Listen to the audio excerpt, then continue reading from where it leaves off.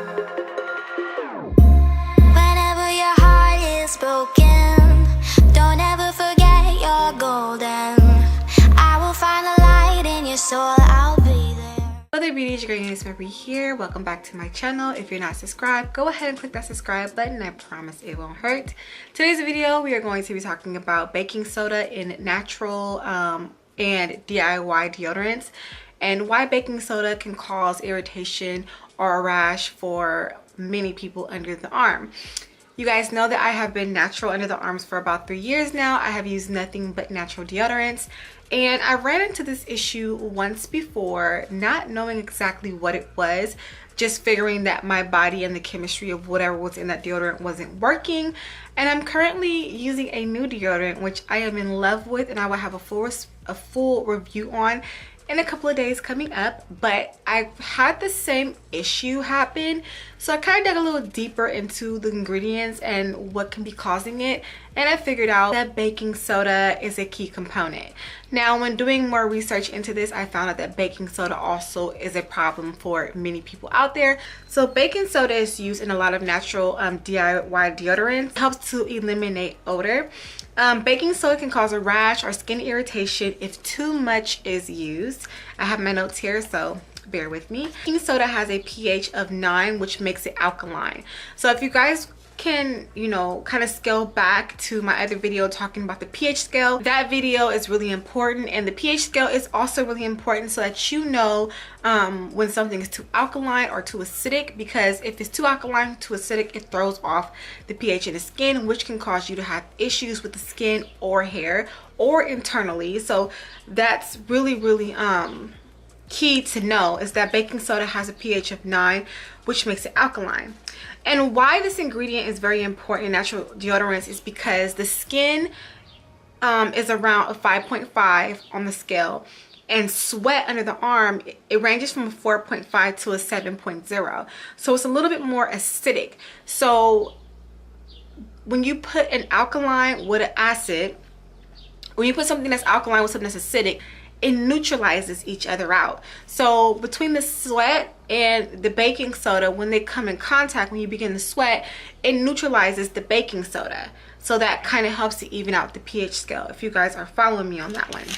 So here are some few tips that are some things that I kind of figured when it comes to using baking soda in your DIY deodorants, or if you have a deodorant that has baking soda in it. And here goes 444. You guys, once again, I kid you not, this is like the 3rd time in a video I have seen 444. When I just check to see how far I'm in, 444 pops up. Crazy, okay? So these are some things to do. So if irritation is happening while you're using a natural deodorant, whether it's DIY or one that you purchased, there are 2 things that can be happening, okay? So usually I feel with baking soda, you can tell off the back if it's too much baking soda in a formula of deodorant. Within like the first day or 2, you're going to see irritation underneath that arm. Personally, for me, I saw irritation like the 2nd day. Straight up, like it was just like 2nd day irritation. Okay, this is not going to work for me. So there's 2 things you can do. Number 1, if you get an irritation right away, that means that formula is too strong for you. So if it's a DIY that you did, scale back on the amount of baking soda that you are using. If it's one that you purchased, obviously that one is just too strong for you. Number 2, in my case, I had it where I used a deodorant for a week, it was fine, and then all of a sudden I started having an issue under the arm with being irritated. In that case, maybe I'm using it too often. There were some days I was using it twice out the day, and maybe that's just too much baking soda under the arm. So now it's time for me to kind of scale back and use it maybe only once a day.